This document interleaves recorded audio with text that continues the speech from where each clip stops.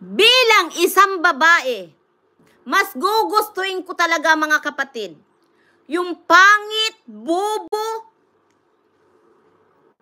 ano pa, sinungaling, lapain ako, mag-comment na kung ano-ano, hindi ako affected. Dahil hindi naman ko kayo inusgahan. 1988, yan na po ang recruit papuntang Japan para lang magsayaw-sayaw, kunwari pero doon po ay pukpuk po ang gagawin.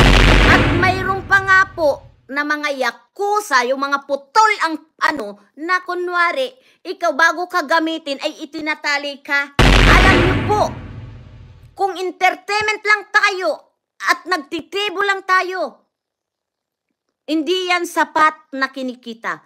Ang kung lalabas tayo at babayaran tayo, talaga po ang bayad ay lapad-lapad.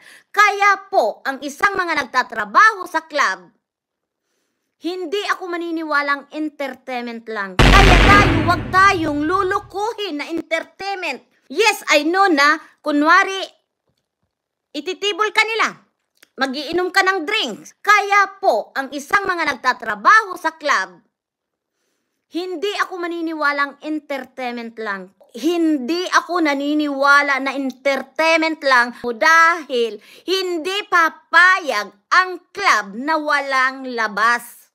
Na kung hindi ka ilalabas dahil doon po ang kikita sila.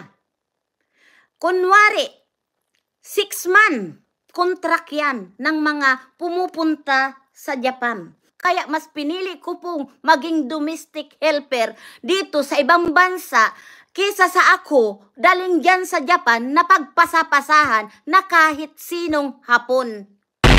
Dahil ako malawak ang pang-uunawa ko sa mga ganyang klaseng gawain dahil iyon lang ang paraan, lalo na po kung hindi nakapag-aral, walang pinag-aralan, na salat sa hirap, kung yan lang naman ang paraan para tayo mabuhay, mabigyan ng magandang buhay ang pamilya, bakit natin sila huhusgahan?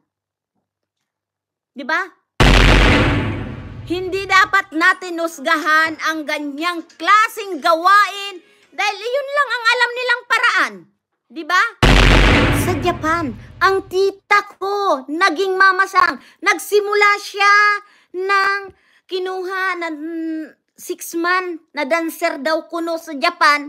Pero pagdating doon, itinitibol ka, ihimas-himasin ang katawan mo hanggang sa babayaran ka na at dadaling ka na kung saan. At doon na kayo magpukpukan. Ha? Kaya hindi ako maniniwala. Sila, I'm very proud na hindi nila ikinahiya kung ano yung kanilang ginawa, kung anong naging karanasan nila. Labag man sa katawan nila, labag man sa nandidiri man sila sa katawan nila, pero yun ay pinasok niya dahil yun lang ang alam nilang kikita sila ng limpak-limpak gaya ng tita ko. Na walang kapanoy-paniwala dahil po alam namin ang nagpo-performance 6 months kang may visa doon. Kung ikaw ay bago ka pa lang at sasayaw, oo.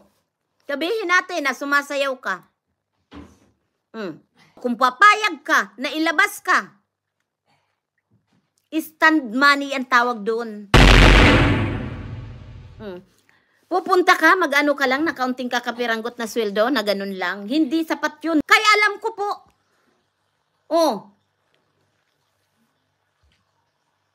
Kaya wag akong kukwentuhan ninyo dyan sa Japan na yan.